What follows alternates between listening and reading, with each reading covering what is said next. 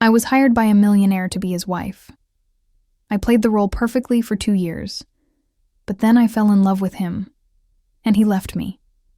How did he do it? Let's start at the beginning. My name is Lily. I am 20 years old and live in London. I grew up in a small village in the countryside. I never knew my father. He left my mom when I was still just a baby, and since then we were always struggling to make ends meet. Me and my mom lived in a tiny apartment, which we shared with 2 other families. One of them was the family of my best friend Gina. We both worked part-time jobs to help our moms out, and that's how we managed to scrape by. But one day everything changed. Gina got introduced to an older man named Bernard. He was a millionaire and had a lot of connections. He started investing money into our families, and suddenly all of our problems were gone. Gina and her mom moved into a luxurious house and also got expensive cars. They even took a few vacations to exotic places, but they never invited me. I was just some poor relative who was living in the same city, and they didn't have time for me. Gina became really cold and distant, and I could tell she felt ashamed of where she came from. So she stopped calling me and visiting me altogether. One day, my mom and I also received an invitation from Bernard. He wanted to meet us in his office. We were so nervous because he seemed like a scary person. It was obvious that he was interested in my mom and tried to make advances on her. He touched her on her leg and tried to kiss her several times. She was disgusted by it, but was too scared to speak up. That's when I stepped in. I told him to stop touching my mom and called him a pervert. Of course, my mom got really mad at me afterwards because I jeopardized our new life. But I couldn't stand seeing my mom being mistreated. Bernard became obsessed with me after that. He said I reminded him of his late wife and started treating me like a daughter. He gave me an allowance and paid for my education. I was studying to become a nurse. At first I thought he was a nice guy, but then I found out he was actually a really bad person. I saw how he treated the people around him. He yelled at his employees and threw tantrums like a child. He even kept a young woman in his office who was obviously there for his pleasure, and not because of a job. Bernard made me feel uncomfortable. That's why I decided to move into a different apartment together with my mom. However, my mom was very mad at me because I caused the end of our deal with Bernard. She was still hoping he would invest money into me and make me successful. But now, he didn't even answer our calls anymore. I was so mad at him and hated him for trying to take advantage of my mom. But looking back, I know I wouldn't have been able to go to university without him. So even though I hated him, I also had respect for him. Then something unexpected happened. Bernard contacted me again and asked me to meet him in a cafe. I was so nervous I could barely talk. When he sat down, he looked old and sick. He explained he has only a few months to live and confided in me that he never married his first love. He wanted to know if I could help him fulfill his last wish.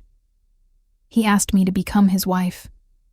I was shocked and didn't answer right away. This was crazy. I thought he was joking. Why would I agree to this? But he insisted and promised to leave me a large sum of money in his will.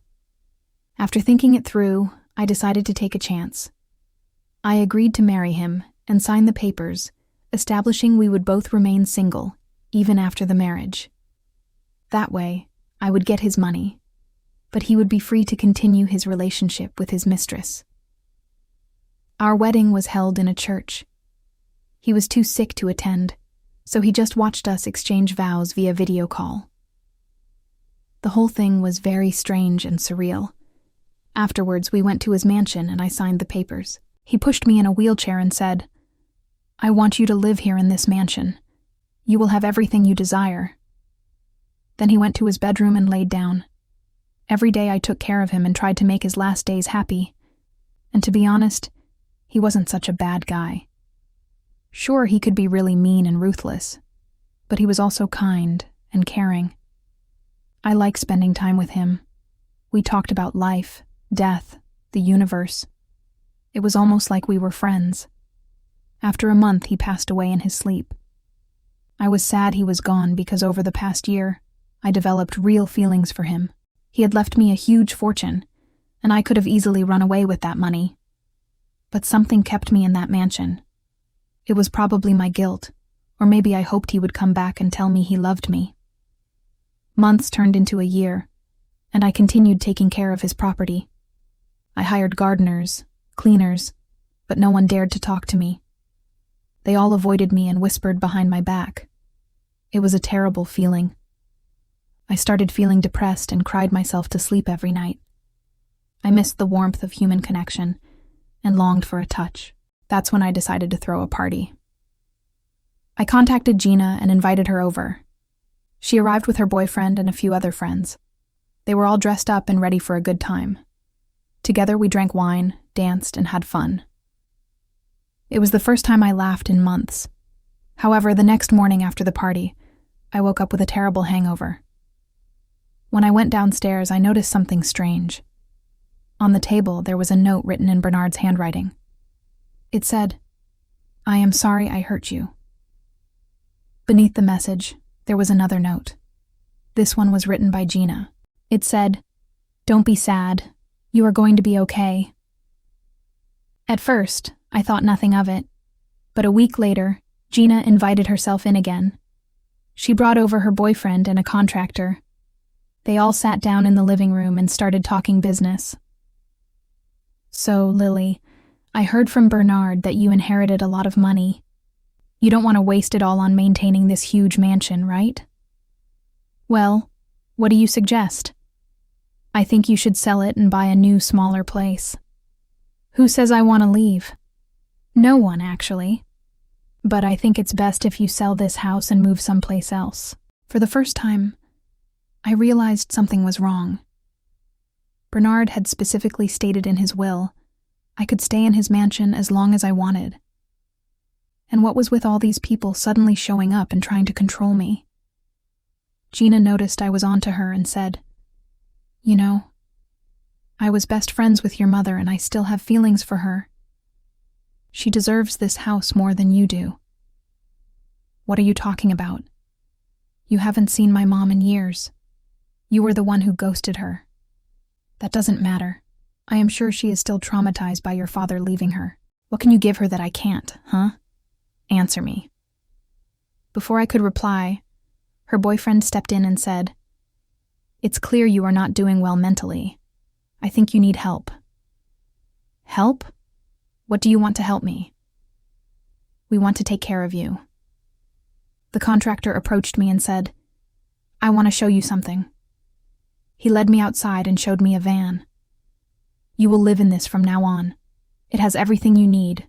It's cozy and warm." "No, I won't. Where's the bathroom? I need to go." "There is no bathroom. You can use the one inside. Come on, let's go." He opened the door and pushed me inside. I screamed, but no one answered. I tried to find the lock, but there wasn't any. I kicked the door and managed to open it. I ran out and shouted, "Help! Please help me!" However, everyone ignored me and just stared at me awkwardly. They probably thought I was crazy. I spent the whole day crying and didn't eat or drink anything. That night, I snuck out of the house and slept in my car. The next morning, I woke up early and drove to Gina's house. I knocked on the door and waited. Her mother opened and was shocked to see me. "Mom, where is Gina? Please tell me she hasn't done something stupid again." "What are you talking about? She is upstairs sleeping. Can I help you?" "I know she is up there. Please let me in." "No, you can't see her. Leave now." When I stepped back, she pushed me, and I hit my head against the door. I fell to the floor and everything went black. When I woke up, I was in a hospital bed. I had a bandage on my head and a catheter in my arm. A doctor entered the room and said, "Good morning. I hope you feel better. Your mom was worried sick when she found out you were in the hospital." "Where is Gina?" "She is in jail. She attacked you and tried to steal your money." Mom entered the room and hugged me. She cried and apologized for not believing me. She told me she had confronted Gina, who confessed everything. I was finally free from Gina, and could start a new, happy life. I found a nice little apartment and got a job as a nurse. Now I work 3 days a week and spend my free time volunteering at an animal shelter. I rescued a cat and named her Bernard. Even though my life isn't perfect, I am happy. I am strong and independent, and I don't need a rich man to make me happy. Thank you for listening, and see you in the next video.